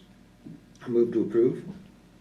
Yeah, I'll second it because I believe that we're giving them the ability to do it, but it'll be on an as-needed basis. So they'll be able to revisit with us about it. I'll second it. Okay, all in favor, say aye. Aye. Aye, so carried. Thank you. 8.20, Jeff Hutchins, approve amendment for declaration of disaster emergency. Morning, Commissioners. Morning, Jeff. And a 90-day extension to be voted on for the currently declared disaster declaration. They're typically, we're used to dealing with short-term natural events like flooding. So the already signed declaration is good for 14 days, but we do need to vote on an extension for that. Oh, Mr. Hutchins, I want to thank you. I know that this is a 24/7 job for you these days, and you've been doing a great job of not only keeping us updated every day at 1 o'clock, but of coordinating with all the emergency services in the county. I know you mentioned to us that you're working on a plan to put together, just as one of the simple things, trying to make sure that these entities can help each other as needed, but there's just a plethora of other items that you're working with. So we really do want to thank you. You dove right in, just having been hired, and obviously you had decades of experience in the county, but thank you very much, Mr. Hutchins. I appreciate that. And yeah, just so the commissioners know, like you said, I am trying to work on a document to where we can have our emergency service agencies share staffing across services. I'm sure there'll be a shortage, and as well as we are acting as a distribution center for PPE for our first responders. And please convey to all the folks out there our sincere thanks, because I know that no man is an island, no woman's an island, and you've got a team of people behind you, both volunteers and paid, that are helping you. Absolutely. We have a rather, we're fortunate here. Emergency services throughout the nation are seeing a decline, and we are not immune to that, but we do have a good core group of, paid and volunteer emergency providers. It wasn't too long ago that the commissioners had to make a decision on who we were going to put in charge of our public safety department. And that's not always an easy position to be placed in. But I recall that we had some very, very qualified applicants that were from outside of the area. And I believe the reason that we chose you, Mr. Hudson, is the fact that you had a connection in our community and you knew all the stakeholders. And you also had a very good experience. Okay, but I can't imagine what this would be like if we would have chose one of those other applicants. You were definitely revered by many of your peers in this community, which helped us make that decision. And now we can, hindsight say, boy, we made the correct one. So thanks for the work that you and all the first responders and out there are doing for our community. I appreciate that, and I know the the responders are appreciative of the contact that the current and the previous commissioners are making contact with them at their meetings, and and stuff that's not been done previously. And Jeff, one of the questions I brought up at our meeting there, and you were on the conference call with the LTS regional, was our first responders making sure that they have the equipment to protect them, making sure that there's tests available for them if they need to be tested. Because if you folks go down, we're in serious trouble. Like I said, we are acting, they have their supplies of personal protective equipment. We are distributing what, we have available to them. And, the government spoke of testing for first responders. Unfortunately, there's no a la carte, hey, I'm a first responder, I want to have a test. Everything is still going through your family physician or physician through your workman's comp or a clinic. But I've not heard of anybody needing a test that has not been able to get one. Okay, that's good news. Okay. I'm going to also add that we're probably receiving about 150 emails a day, the commissioners themselves. And many of them are from our residents here. And some are like retired doctors and nurses that are giving us ideas of what we can pass through to our first responders and our director of public safety. Please keep those comments coming, because we can use all the help, and we're not ashamed to say we didn't think of that, We're embarrassed. We received one the other day from a former doctor, a retired doctor, very lengthy one, was very informative, and I forwarded it to our director of public safety, and so that he had the opportunity to review it, his ideas also. So correct, yeah, we need to have more input and keep them coming. Yeah, I was familiar with that position from my previous employment, and as you spoke of, we do have local manufacturing here in the county that's offered to make gowns and masks for our healthcare workers. The Builders Association, along with the Chamber, put out a call to the construction industry for any masks that weren't being used to donate them to healthcare. So, yeah, the community's definitely stepped up in their own little niche where they can help out. And we see businesses nationally that are transforming into doing other types of work to help like make those gowns and ventilators and those things. We see it locally here too now, and you just mentioned. Additionally, a lot of our local businesses are now stepping up and offering discounts or special times for our healthcare workers and our first responders for discounts or shopping. So the community really has, they're doing their part to help out with this crisis. Okay. Can I have a motion to approve 8.20? I move to approve. I'll second it. All in favor say aye. Aye. Aye. So carried. Thank you. Okay, Jeff, is there anything you'd like to add also for the public? Any updates you would like to state while we have you on the phone? I believe I covered some there, just our conversation. We did, if they want to check the LICO.org, we have published a COVID-19 specific webpage for Lycoming County. We are pulling the same data you can see for Department of Health, but we do have a consolidated page with a very vast majority of resources. I think we've really briefed on everything else already. Okay, again, thank you for your service, and Thank you, appreciate it. thank everybody out there for us, and they're working extended hours, we appreciate it. I'll pass that along. Mr. Chairman, Yes. I would like to ask you if we can move back to the beginning on the approvals for the employees. Maybe we could vote on these as well, and then there would be nothing left on the agenda. And I only say this because these are critical positions that are needed. I agree. Especially at the prison, information services, and the sheriff's department. So, if you don't mind offering That's fine. a motion, can we do that? Yeah, I just want to add regarding our information services, they have been working around the clock to make sure that our employees that are able to work from home have access to do so. And they're already limited on some of their staff. We're replacing a senior network engineering position here today. That would be a great asset to them. So we want to thank them for what they're doing and how they're assisting our employees to be able to work from home so that they can continue to get the county mission done. Yeah, I think it's a great idea. I think we need to try to get as many people out of there as we can so that we, do our part to not help this thing spread. With that, I'll move to approve the personnel action items at 5.0. If the chairman's entertaining motion for the sheriff, the prison, and the information services. Yes. I'll second that motion. All in favor, say aye. Aye. Approved. Aye. And I'll move to approve the HR activity report to accept it. I'll second the motion.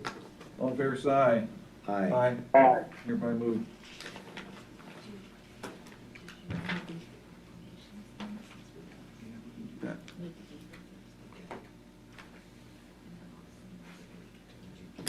Here, you read one. You read that one. I will read the proclamation regarding National Agricultural Week. That was, we had Mark Davidson here earlier, and it states as, whereas National Agricultural Week is devoted to educating people about where food, fiber, and fuel come from. Every year, our producers, agricultural associations, corporations, universities, government agencies, and others join together to recognize the contributions of agriculture. National Ag Day falls during National Agriculture Week, and whereas, according to most recent U.S. Census Bureau stats, there are 386,531 men and women working as farmers and ranchers. There are 51,565 women working those farms. Whereas a farmer today grows twice as much food as his parents did, using less land, energy, food, water, and fewer emissions. Today, the average U.S. farmer feeds 155 people. In 1960, a farmer fed just 26 people. And whereas, to keep up with population growth, more food would have to be produced in the next 50 years 10,000 years combined. And whereas U.S. farmers produce about 40% of the world's corn, using only 20% of the total area harvested in the world. According to the USDA, 1 acre of corn removes about 10 tons of carbon dioxide from the air in a growing season. At 180 bushels per acre, corn produces enough oxygen to supply a year's need for 131 people. And now therefore, the Commissioners of Lycoming County hereby proclaim the week of March 22nd through 28th, 2020 as National Agriculture Week in Lycoming County. In witness thereof, we have set our hands and sealed on this 26th day of March 2020, Lycoming County Commissioners Scott L. Metzger, Chairperson, Tony R. Nassar, Vice Chair, and Richard Marabito, Secretary. I'll move to accept the proclamation. Okay, thank you. The other proclamation is, whereas engineers, designers, excavators, and homeowners work to keep pace with the Commonwealth's unprecedented economic development while dialing 811 in advance of excavation to minimize damage to underground utility lines, danger to workers, environmental pollution, and loss of utility service to Pennsylvania citizens. And whereas this unique service provides easy one-call notification about excavating projects which may endanger workers and jeopardize utility lines while promoting workplace and public safety, reducing underground utility damage, minimizing utility service interruptions, and protecting the environment.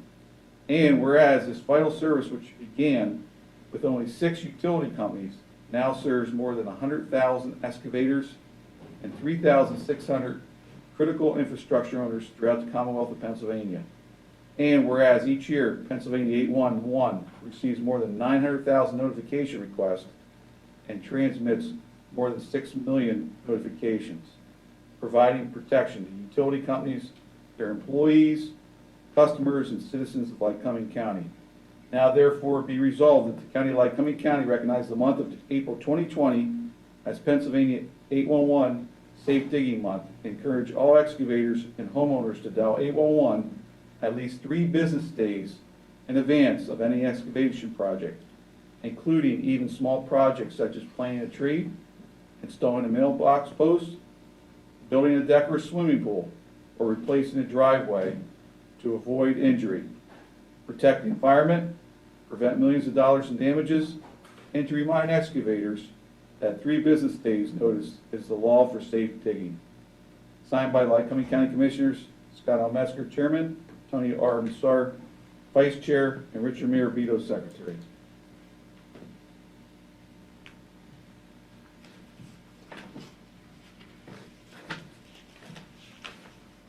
Mr. Chairman, we have a proclamation for Library Week.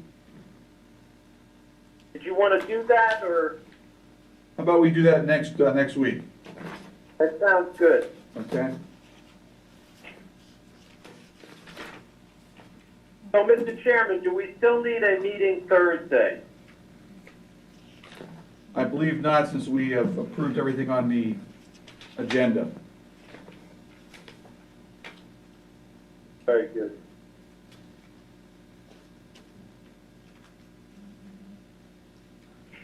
I had public comment in email.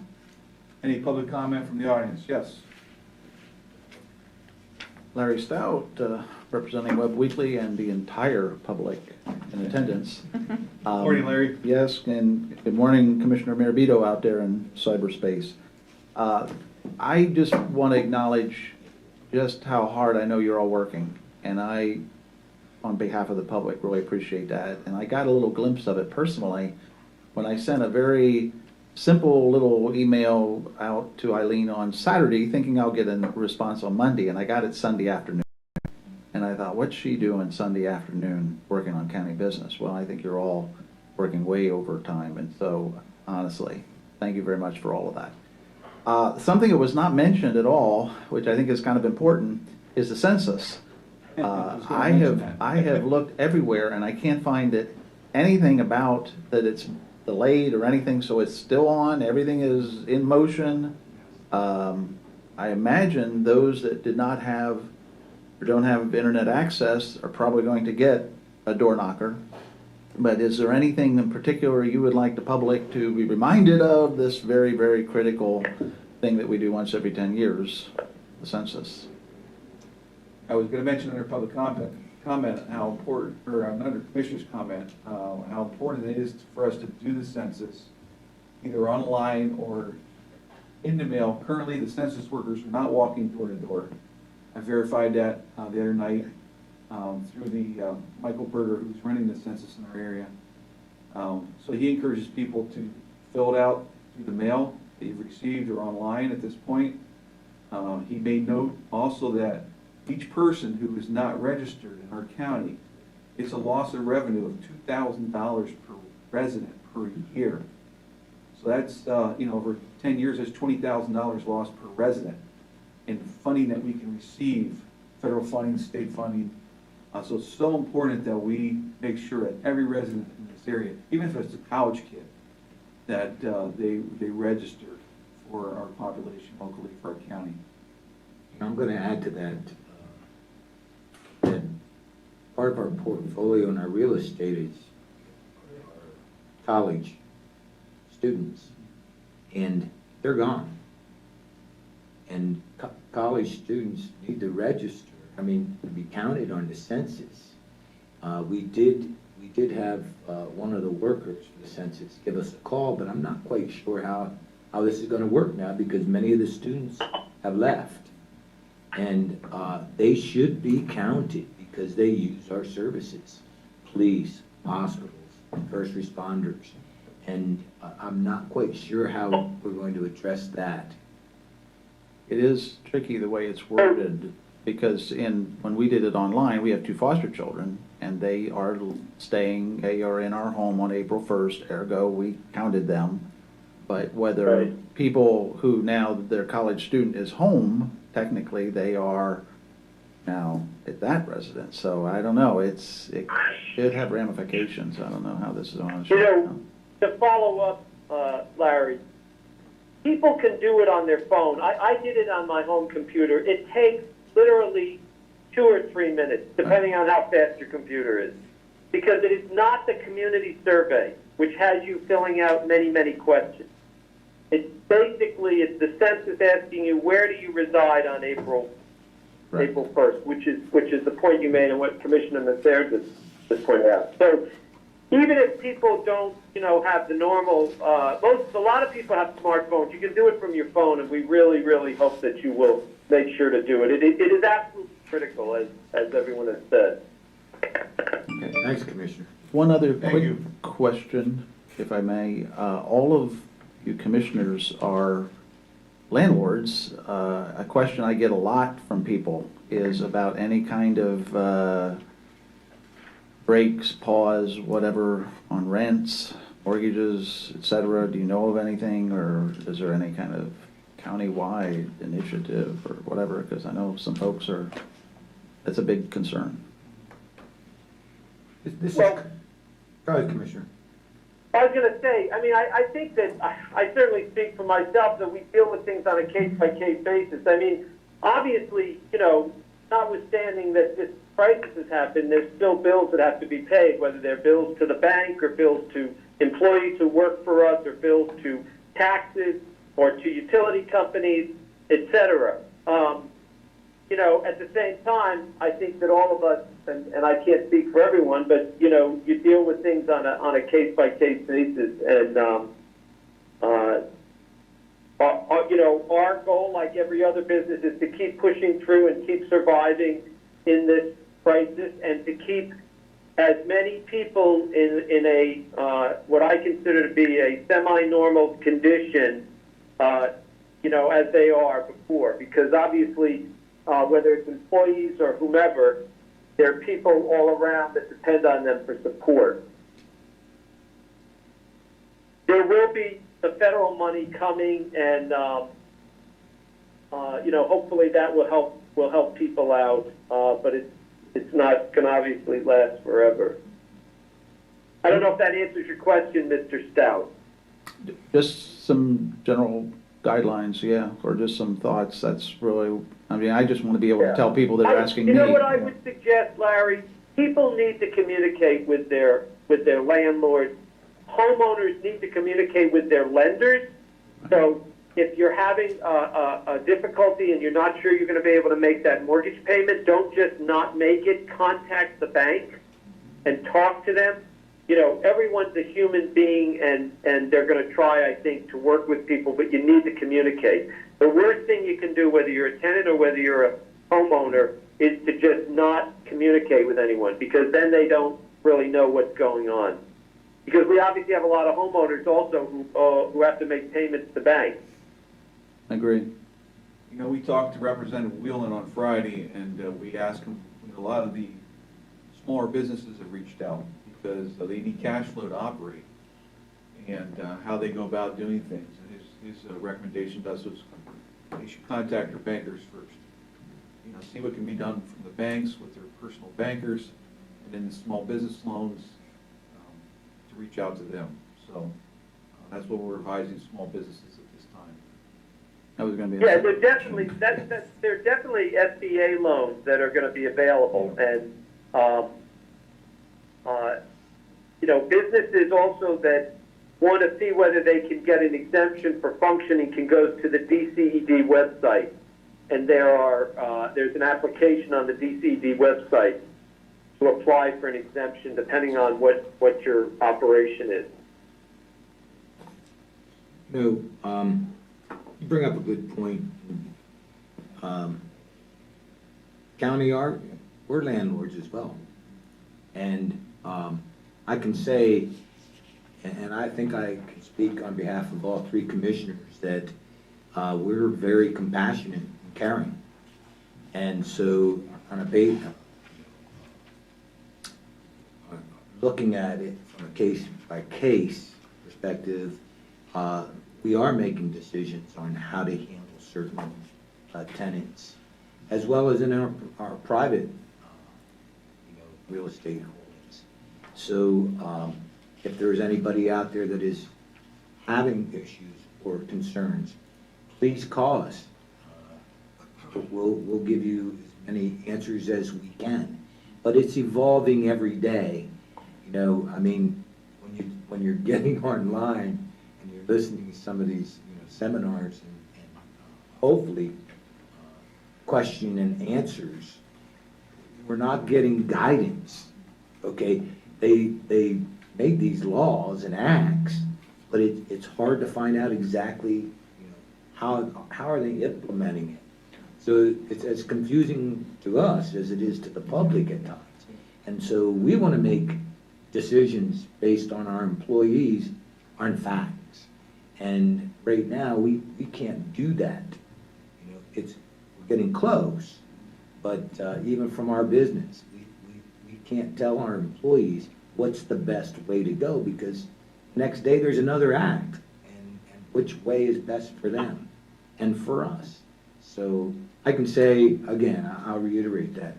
We're very compassionate, we are caring, and this is our community, and we don't want to put anybody in jeopardy. When you have a crisis, for instance, you get injured or you have a health issue, you know when the end's going to be. You can say 6, 8 weeks, 8 weeks. You call your landlord, you call your banker and say, I need this much help through. Right now, we don't know when through is. So that's a big problem to the answer.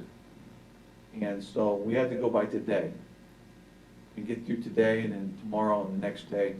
And by making these decisions, we need clarification of a lot of things being handed down to us by the federal government, by the state.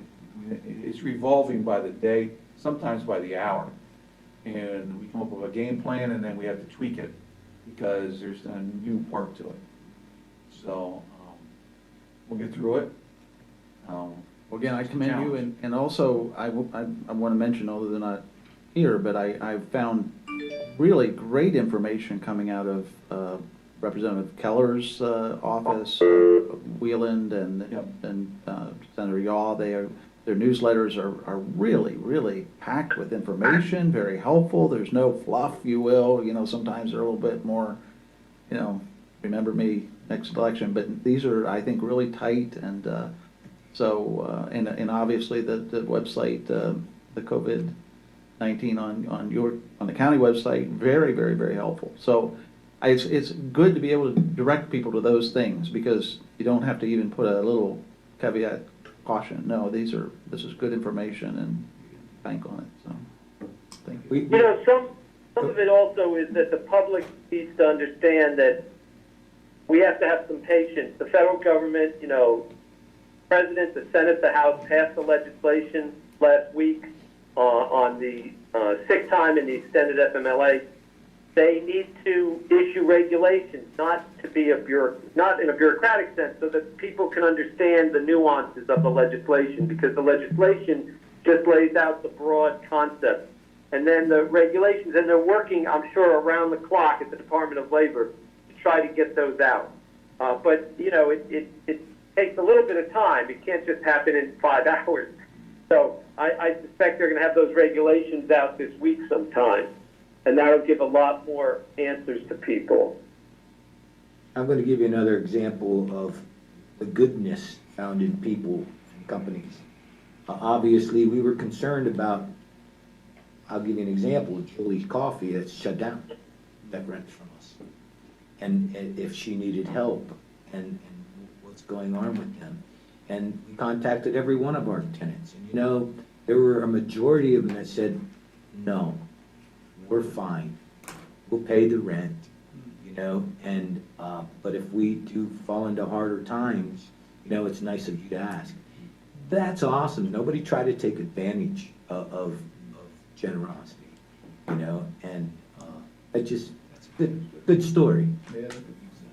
Yeah. You know, I was going to save this for commissioner comment, but I was reading, you know, this is obviously a very tough time, right? But I was reading an article about some people who are 101, and they lived through the Spanish flu, which really started around, you know, when they were infants, the Depression, the Holocaust, World War II, and basically, you know, what I think we have to try to do is recognize, be smart, use common sense, follow the directions for the public that we're getting from scientists and so forth, whether it's about not congregating, trying not to go out of your home, washing your hands, etc. And then also realize that, you know, every generation has, you know, as part of the human condition, it has its challenges. And when I look at what these people endured, you know, going through the Holocaust, these were individuals, not just as a generation. Some of these were individuals who survived the Spanish flu, World War II, was imprisoned, and so forth. So I think we have to, at the same time that we can recognize that it's a challenge, we have to try to keep in perspective that in many ways we are so blessed in that we have a healthcare system. Countries around the world who are never going to have access to a respirator, no matter how many are built, because they're living in areas where there is literally no health care. So we have to count our blessings and at the same time try to extend that to people, as Commissioner Mather said, in passing on that to other people, and recognize that we will get through this as Mr. Metzger said in our prayer in the beginning.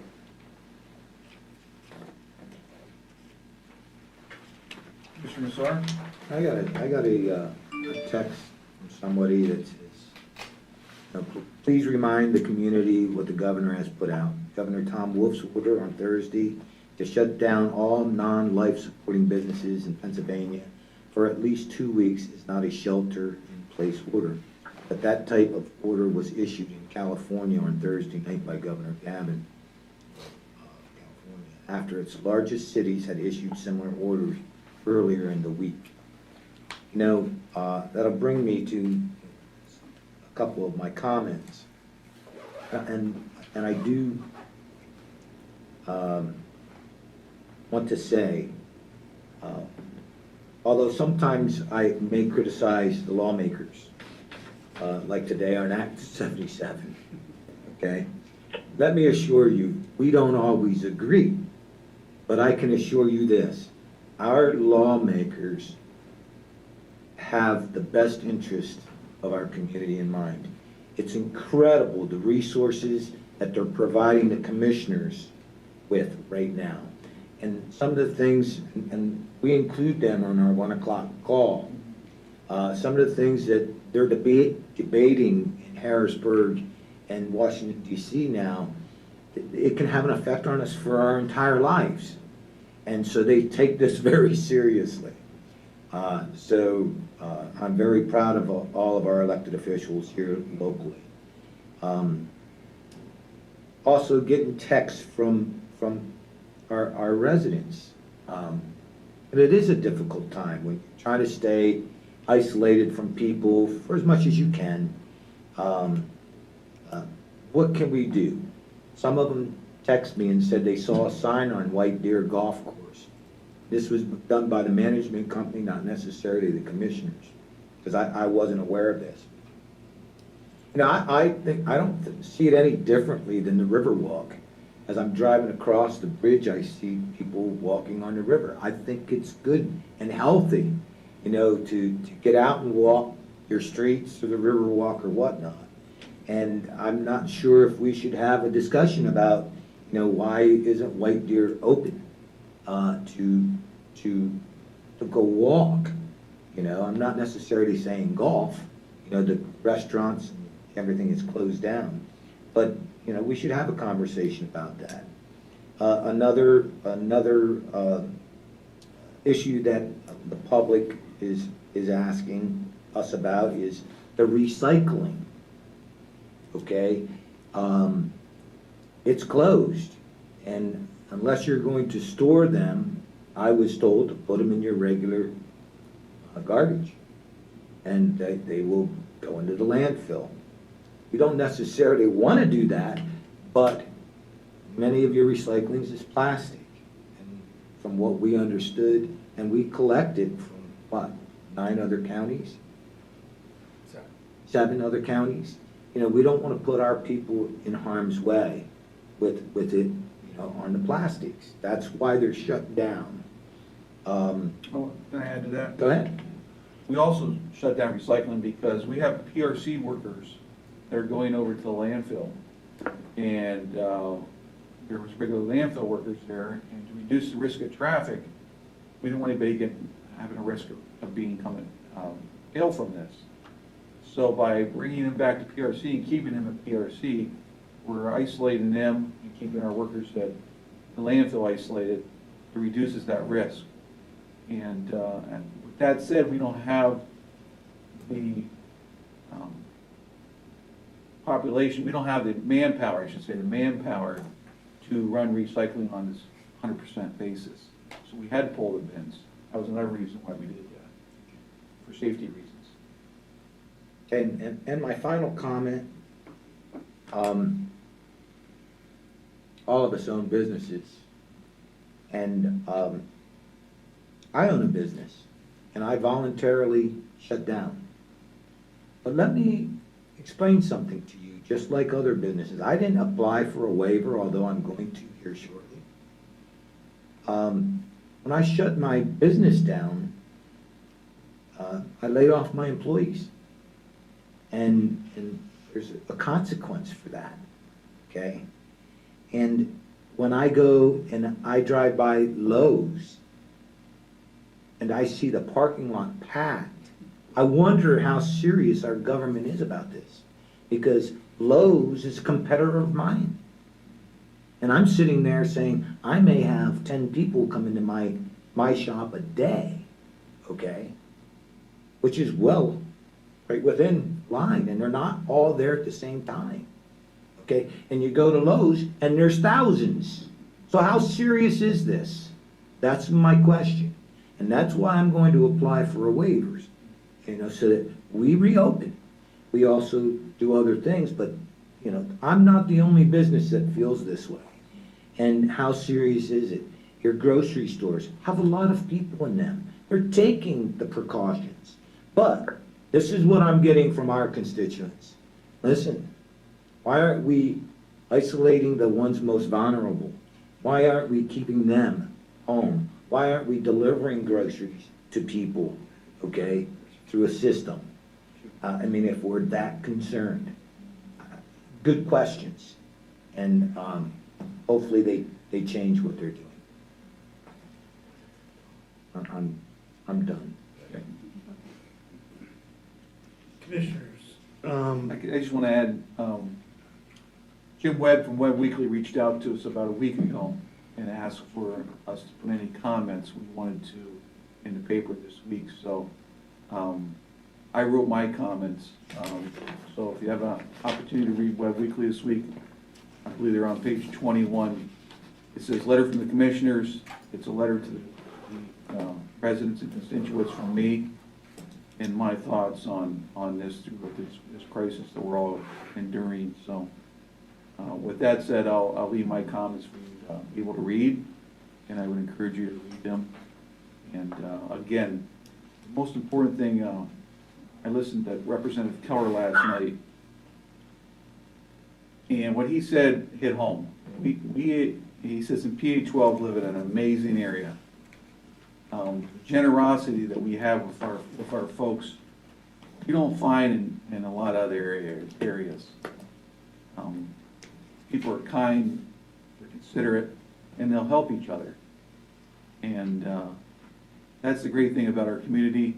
We stay together, we help each other, we listen to what's being advised by the health department.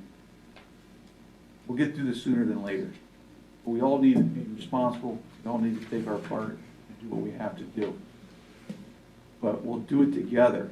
And that's what Representative Keller was stressing, that due to the area we live in, we're blessed, very, very blessed, and we'll be able to do this if we unite. That's the main thing that he was trying to put across. And I believe it's words of wisdom that we all need to live by. I certainly don't want to take anything away from, what you said, but I think it's happening all over the country. I mean, I'm watching in New York City people volunteering to go in and set up places in the parks for, emergency facilities, and in Florida and in California, and overseas also. So some of it maybe has to do, not to take anything away from us as great human beings, but something has to do with the human condition of people willing to come together. Even in Israel and the Palestinians are finding ways, realizing that their fates are intertwined, and that maybe the lesson we learned from this virus is that regardless of who we are on this planet, maybe we need to rethink how quickly we resort to war and violence, because in a situation like this virus can just go from one side to the other without anyone knowing, and I hope maybe we can learn some lessons from it that help us sort of grow as a race, as a human race. It's amazing what's happening in the Middle East. So I'm hoping maybe it'll help us temper sometimes our quickness to judge or make decisions that have really bad consequences. And for many of us, we never had to go through anything like this. You look at the stats from the Spanish flu, 500 million people were affected by that. 50 million died. And it was a population of the world wasn't even nearly what it is now. And I read an article from a gentleman who's in a nursing home who's 106. He lived through that as an infant. And it took his one parent. Pittsburgh alone lost 4,500 residents. So the magnitude of what people have lived through with wars and with famines, and this is something new to people, and it's gonna make us better in the long run. It's gonna make us stronger people. Director. Commissioners, just a couple housekeeping items since we kind of modified today's meeting and voted on quite a few actions. I'd like to go back to action item 8.12, which was the approved public disaster assistance application and agreement for financial assistance with FEMA. And just to make sure we didn't miss anything, because we kind of expedited a few things, I would like for the commissioners to approve by vote to assign Maya Toon as the agent for signature and not just approving the agreement. So you guys are going to approve Maya to be the agent as the signature for this. Okay. Solicitor, does that make sense? I think that, yes, I think it's a great idea. Okay. Yeah. I'll move to approve Maya Toon as the signatory on these documents. Applicant's agent. I'll second that motion. All in favor, say aye. So carried. Aye. Please add that to the, Yeah. Thank you. Thank you, commissioners. Now, we do have some comments on the YouTube Yes, public feed, comment. so Yep. we'll kind of skip that a little bit, but Okay. we're getting used to this new format. Mr. Carlos Saldiva asking if there's any information on where, in general, the infections are and any age demographics available. I looked on our website and the page that was put together by DPS, and I didn't see anything like that there. Not locally, statewide, yes, but not locally, because you have to have a Department of Health within the county. And Lycoming County does, I think there's 7 counties that have their own Department of Health. We do not have one, so we are not able to track that specifically. And due to HIPAA laws, we're not able to acquire exactly where we're at in the county itself where the cases are. Okay, Mr. Michael Berger, stating that the college students are to be counted as if they were at college. Goes on to make a few more comments on the census. He will be providing you with a info sheet, and potentially reaching out to you for a presentation in next week's meeting, or make something available on the census.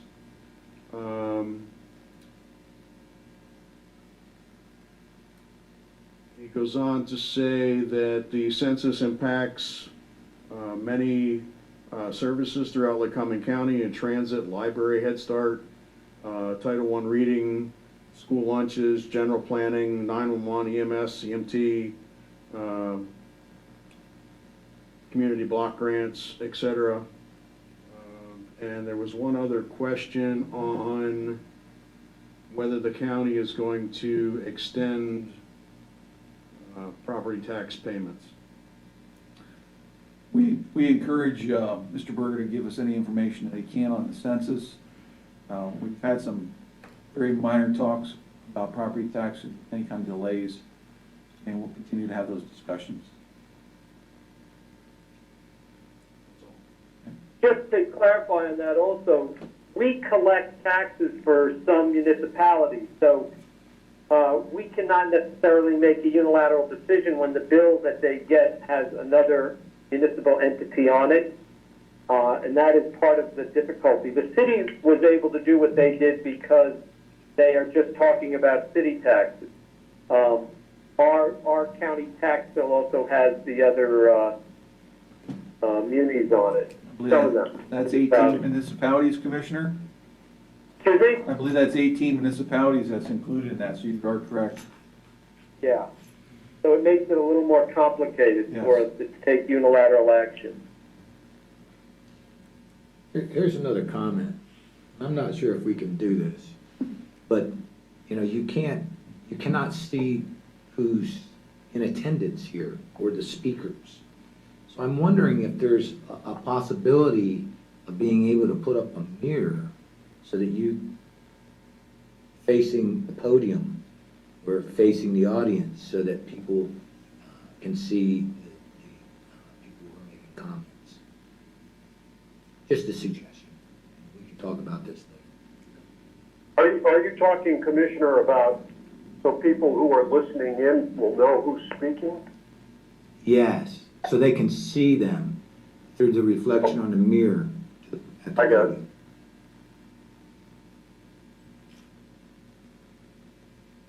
Are there any other comments? Do you want me to do a quick update or no? Yeah, go ahead. Commissioners, quick update on county operations and our current status. The courthouse is closed to the public for non-essential business, as is the majority of the county. That's not to say that we're not open. We are open for business. What we do ask is for folks to call ahead or go online to try to identify what services that they truly need, and talk with the offices that provide those services, and they'll walk you through the best way to go about it. Obviously, we're trying to limit the in-person, face-to-face business transactions that need to occur. And that's through April 14th? Correct. The courthouse is currently has extended that status through the 14th of April. As for the rest of Lycoming County, our employees are, and it's the same thing with the courthouse. There's a combination of telework, folks that are reporting to work, which is limited, and folks that have to report to work in our 24/7 operations, prison, PRC, 911, and things like that. So we are trying to work through the latest information on the Family First Coronavirus Response Act, the CARES Act, and a multitude of guidance that's coming down from both the federal and state governments as to what do we do next from an operational perspective, and we expect to get that information out shortly.